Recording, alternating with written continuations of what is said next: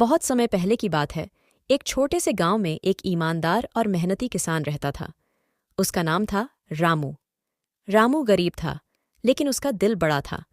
वह हर दिन सुबह सूरज निकलने से पहले अपने छोटे से खेत में काम करता और देर रात तक मिट्टी में पसीना बहाता। रामू का खेत छोटा था और उसकी उपज से मुश्किल से ही उसके परिवार का गुजारा होता था। लेकिन फिर भी रामू ने कभी ईमानदारी का साथ नहीं छोड़ा। एक दिन रामू खेत की जुताई कर रहा था, तभी उसे मिट्टी में एक चमचमाती चीज दिखाई दी।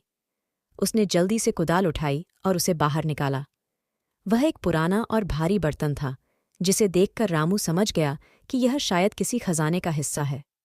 उसने बर्तन खोला तो उसकी आंखें फटी रह गईं। बर्तन सोने के सिक्कों से भरा हुआ था। रामू कुछ पल के लिए सोच में पड़ गया।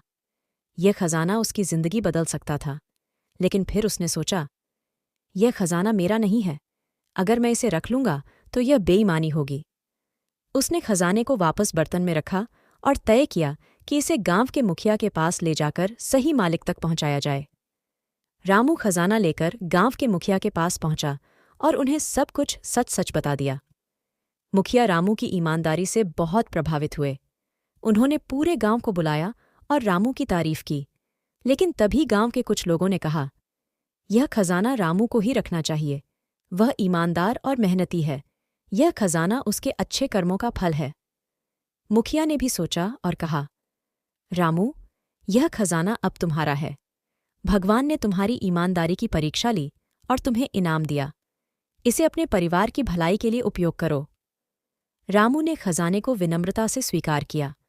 उसने उस पैसे से अपने खेत को बेहतर बनाया, अपने बच्चों को पढ़ाई के लिए शहर भेजा और अपने गांव में एक स्कूल और एक कुआं बनवाया।